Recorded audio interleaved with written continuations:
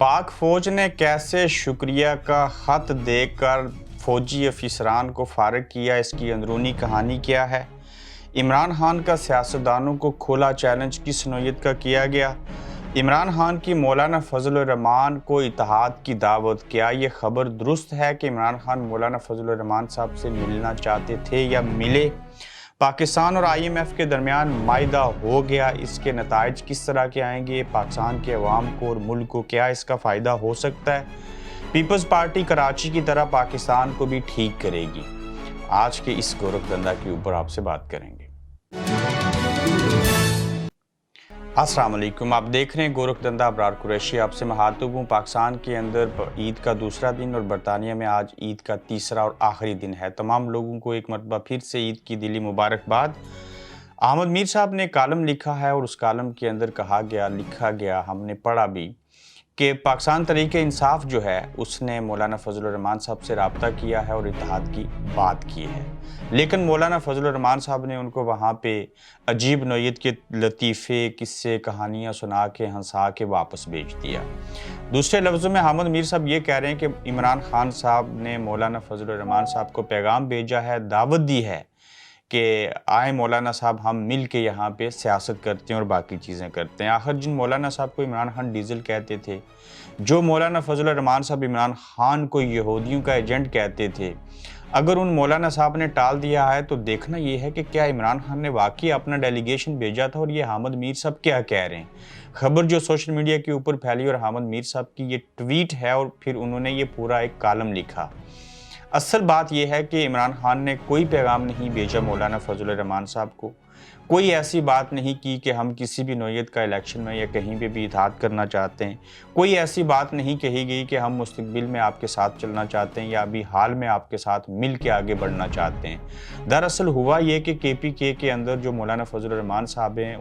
उनके साथ पाकिस्तान तहरीक इंसाफ के लोग ज़रूर मिले। वो चंद नाम भी हैं, नुमान साहब हैं कोई एक या दीगर लोग, तो उनके ज़ाहिर है पुराने पहले से मरासम हैं और वो बाकी पार्टियों से भी मिलते हैं और मौलाना फजल रहमान साहब की पार्टी से हो सकता है कुछ लोग जो पहले छोड़ के उन्हें मौलाना साहब को पाकिस्तान तहरीक इंसाफ में आए थे तो ज़ाती नौयत के तल्लक तो होते हैं। ये 100% बात दुरुस्त है कि पाकिस्तान तहरीक इंसाफ के लोग मौलाना साहब से मिले हैं, बातचीत हुई है, लेकिन इसमें इमरान खान साहब का मौलाना फजल रहमान साहब को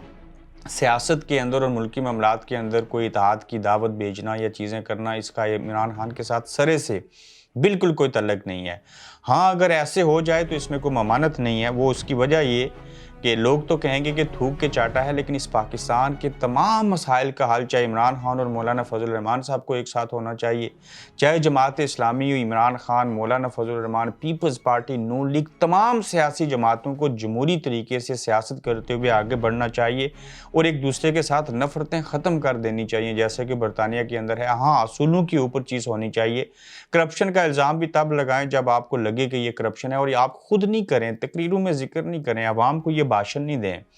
इदारों को काम करने दें, मुल्क के अंदर इंसाफ का निज़ाम लेके आएँ, पिछले तमाम किस्से कहानियाँ भूल जाएँ, एक नए सफ़र का आगाज़ करें ताकि आप जिनके चुंगल में फंसे हुए हैं उनसे आपको आज़ादी मिल सके। सब चाहते हैं, किसी को वोट को इज़्ज़त चाहिए, कोई किसी को मुक्का दिखाता रहा, किसी को हकीकी आज़ादी चाहिए। तो जब आपके मसाइल एक जैसे हैं तो फिर आपको एक पेज पे होना चाहिए, तब जाके वो मसाइल ख़त्म होंगे। फिर देखना है कि पाकिस्तान तहरीक इंसाफ के जो रहनुमा हैं उन्होंने खुलेआम सियासतदानों को चैलेंज किया। वो चैलेंज इस नौयत का है कि उन्होंने कहा, इमरान खान साहब ने, कि मैं आपको खुला चैलेंज करता हूँ, तमाम सियासतदानों को, तमाम सियासी पार्टियों को, कि जब भी इलेक्शन होंगे पाकिस्तान तहरीक इंसाफ जो है वो भारी अक्सरियत से अवामी मैंडेट लेके, अवाम से वोट लेके वो जीतेगी और हुकूमत में आएगी। ये तो इमरान खान साहब ने चैलेंज किया है कि अगर इलेक्शन हो जाए और हमारे ऊपर कुछ उस तरह की कंडीशंस ना लगाए जाएं, कोई नालियत ना हो और तरह के हालात ना हों, तो हम पाकिस्तान के अवाम के तामन से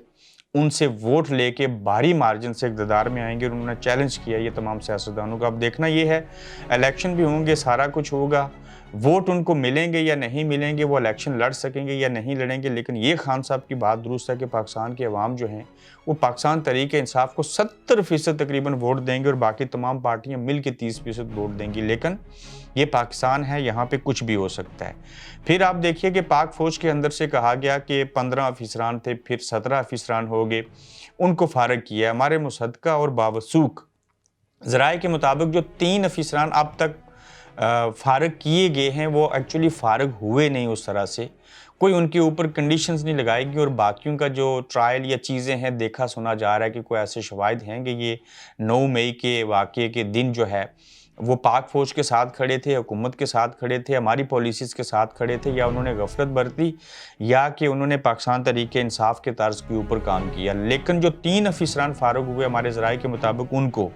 شکریہ کا خط دیا گیا، جس کو کہتے ہیں لیٹر آف دی تھینکس، ان کو پینشن دی گئی اور پینشن ملے گی، ان کو ماہانہ پینشن بھی ملے گی، یا گٹھی پینشن بھی ملے گی، تمام راحت ملیں گی، اور ان کو قبل از وقت کہہ سکتے ہیں کہ ریٹائرڈ ہونے کا کہہ دیا گیا اور کر دیا گیا شکریہ کے خط کے ساتھ، جس کو کہتے ہیں لیٹر آف تھینکس۔ یہ ایک حقیقت ہے۔ تاہم ان تمام افسران کے جو فارغ ہو چکے ہیں ان کے نام سامنے آنے چاہیے، جو باقی انڈر ٹرائل ہیں ان کے بھی نام سامنے آنے چاہیے، جب وہ فارغ ہوں بتایا جائے ان کو فارغ کرنے کی وجوہات یا وجہ کیا ہے۔ لیکن اب تک ہمارے ذرائع کے مطابق جو 3 بڑے افسران فارغ ہوئے ہیں ان کو شکریہ کا خط دیا گیا، جیسے ایک نارمل پروسیجر ہوتا ہے، اس میں کوئی غداری نہیں ہے، اس میں کوئی بغاوت نہیں ہے، اس میں کوئی اپنے کام سے غفلت نہیں ہے، تو ان کو شکریہ کے خط کے ساتھ تمام راحات، جیسے کہ روٹین میں باعزت طریقے سے آرمی کسی بندے کو ریٹائرڈ کرتی ہے یا ریٹائرڈ ہونے کا کہتی ہے، تو اسی طرح سے وہ پروسیجر کیا گیا ہے۔ ایک اینگل یہ بھی ہے اس چیز کا۔ پاکستان اور IMF کے درمیان دیکھا گیا، سنا گیا کہ معاہدہ ہو چکا ہے، 9 ماہ کے لیے چیزیں ہوئی ہیں، اور یہ جو معاہدہ ہے اسٹاف لیول معاہدہ طے پایا گیا ہے۔ اس کو اسٹاف لیول معاہدہ یہ ہوتا ہے کہ یہ ایک پہلا فیز ہے، لیکن معاہدہ حتمی ہے۔ دیکھنا یہ بھی ہے کہ کیا یہ جو اسٹاف لیول معاہدہ ہوا ہے پاکستان اور IMF کے درمیان، اس کا فائدہ عوام کو ہوگا یا نہیں ہوگا۔ جب اس معاہدے کے اوپر دونوں ممالک کی، ایک ادارے کی اور دوسرے ملک کی ٹیمیں آپس میں کام کریں گی، تو ڈیزل اور پیٹرول کی قیمتیں بھی بڑھیں گی۔ قبل از وقت آپ کو بتا دیتا ہوں کہ اس معاہدے کا کوئی فائدہ جو ہے وہ پاکستان کو IMF کے ساتھ اس معاہدے کا کوئی فائدہ نہیں ہوگا۔ انہوں نے سیکنڈ فیز یہ رکھا ہے کہ جب ہم معاہدہ کر لیں گے یا ہو گیا ہمارا معاہدہ، کر نہیں لیں گے، IMF کے ساتھ سٹاف لیول معاہدہ ہو چکا ہے 9 ماہ کا، اس کا فائدہ وہ یہ لینا چاہتے ہیں دوسرے فیز کے اندر کہ وہ قطر ہو گیا، سعودی عربیہ ہے، UAE ہے، ترکی ہے، یہ جتنے پاکستان کے دوست ممالک ہیں، اسلامی ممالک ہیں، اور خاص کر چین کو بھی اس میں شامل کر لیتے ہیں، پاکستان ان کو دکھائے گا کہ دیکھو یہ کتابچہ ہے، IMF کے ساتھ ہمارا معاہدہ ہو چکا ہے، لہٰذا آپ ہمیں کچھ گرانٹ دو، کچھ ہماری مدد کرو، کچھ ادھار دو، تو ان سے پیسے لے کے پاکستان کی معیشت جو ہے پھر بہتر ہونا شروع ہو جائے گی، اور اس کے اچھے خاصے مثبت اثرات مرتب ہوں گے۔ میں پھر رپیٹ کرتا ہوں کہ پاکستان اور IMF کے درمیان معاہدہ ہوا ہے، سٹاف لیول معاہدہ ہوا۔ اس معاہدے کے پازیٹیو امپیکٹ اس وقت پڑیں گے جب اس معاہدے کو وجہ بنا کے پاکستان اسلامی ممالک سے، دوست ممالک سے، ایون چین سے جو رقم لے گا، اس سے ملک کی معیشت کو ڈیفینیٹلی فائدہ ہوگا، اور جو ڈالر ہے آپ کو 1 سے 2 ہفتے میں وہ کم ہوتا ہوا دکھائی دے گا، چونکہ دوست ممالک بھی جب قرضہ دیں گے، کوئی چیز کریں گے، تو ان کی سمجھ میں یہ بات ہوگی کہ اب معاہدہ ہو چکا ہے، تو لہٰذا پاکستان کو پیسے دیں گے تو یہ اپنے پاؤں کے اوپر کھڑا ہونا شروع ہو جائے گا، اور ہمیں بھی اس بات کی امید ہے کہ یہ جو رقم ہم دیں گے وہ ہمیں واپس مل جائے گی۔ اب دیکھیے کہ پیپلز پارٹی کہہ رہی ہے کہ ہم جو ہیں وہ کراچی کی طرح پورے پاکستان کو ٹھیک کر دیں گے، درست کر دیں گے۔ اگر پاکستان پیپلز پارٹی نے کراچی کی طرح پورے پاکستان کو ٹھیک کرنا ہے تو ہم ان کے سامنے ہاتھ جوڑتے ہیں، ان سے بنتی کرتے ہیں کہ واسطہ خدا کہ آپ کراچی کی طرح اور سندھ کی طرح پورے پاکستان کو ٹھیک نہیں کیجیے گا، وہ پاکستان ہمیں کراچی والا نہیں چاہیے۔ اس کی وجہ آج بھی آپ عام لوگ جہاں پہ بستے ہیں وہاں پہ چلے جائیں، گندگی ہے، کچرے کے ڈھیر ہیں، صاف پینے کا پانی نہیں ملتا، انصاف کا نظام وہاں پہ نہیں ہے، میرٹ وہاں پہ کوئی نہیں ہے، تعصب وہاں پہ موجود ہے۔ کراچی کو انہوں نے سندھ کا اور ان لوگوں کا گڑھ بنا دیا ہے کہ ایک 22ویں گریڈ کا، 18ویں گریڈ کا، 16ویں گریڈ کا آفیسر جو ہے اس کو کسی بھی جگہ کے اوپر جب لگا کے سرعام بٹھا دیتے ہیں تو اسے خود پتہ نہیں ہوتا کہ یہ جو ڈرائیونگ لائسنس ہے اس کو کیسے اٹیسٹڈ کرنا ہے، یہ کریکٹر سرٹیفکیٹ کیسے کرنی ہے چیزیں، یا اور بڑے معاملات جو ہوتے ہیں اس کے اندر انہوں نے کھلواڑ پیدا کیے۔ تو اگر پاکستان پیپلز پارٹی یہ گمان رکھتی ہے اور یہ دعویٰ کرتی ہے کہ ہم کراچی کی طرح